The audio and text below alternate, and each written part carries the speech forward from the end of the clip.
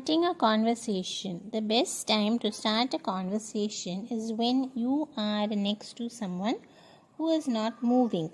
You can't start talking to someone walking away from you. Then you are bothering them by making them stop. But if you're sitting down on a bench and someone is next to you, or you are at a beach or someone is close by, you can start a conversation by saying something generic. Here are some conversation starting sentences. But after you make your first sentence, you should see by their reaction if they want to continue the conversation or not. If they appear a little rude, then stop talking to them. You don't have to say anything to stop talking. They don't expect you to. They expect you to not say another word. But if they ask a question back and they seem friendly, then you can continue with the conversation. Repeat this thing here now. During the meeting, if you have to talk in a meeting, there are 3 general reasons. You might have to ask a question, state your opinion, or you will have to ask for clarity on something you didn't understand. So let's see some of these sentences. Raising a question. Depending on the type of the meeting, you might have to wait for the meeting to end before asking a question. You may have to raise your hand to ask a question, or you can simply ask a question anytime. I'll give an example on each of these. If you are in a type of meeting where you can ask a question at any time, then you can say this.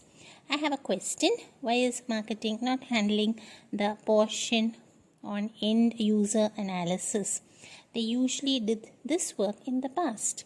How will the new addition to our project affect the deadline that we have? Are we making sure to incorporate user feedback on the changes we are making?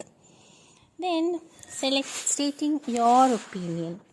So basically you can ask any questions. There's no specific way to do it. This is the same when you are talking about your opinion. So someone might ask what you think about the idea or situation. You will simply speak your answer. I agree with Mark. The correct approach is to send out the tools to our partners, before making it public to everyone. And I think we should introduce our new line of printers in August. Many companies get more funding at this time, and the students are school shopping. So our target market will be more responsive to our ads during this time period. I think we can go either way. I believe both solutions will take care of it. Asking for clarity. Asking for clarity is similar to asking a question. The only difference is that they already answered it and you don't understand. So, you should state exactly what you don't know or ask for clarity on a specific part of the question. I didn't understand why we are going to be late. I thought we had everything planned out early. What were the reasons again? So, can you elaborate on how this process can help the sales department? Can you clarify the second step in your solution proposal? I don't understand why it is necessary. After the meeting, it is common to talk about meetings afterwards. Sometimes it is to say how useless it was or that you were bored. But there are times when someone might ask you for feedback. Other times you might want feedback if you were the person holding the meeting. Let's cover these here. Asking for feedback. What did you think about my presentation? Did you think the meeting went okay?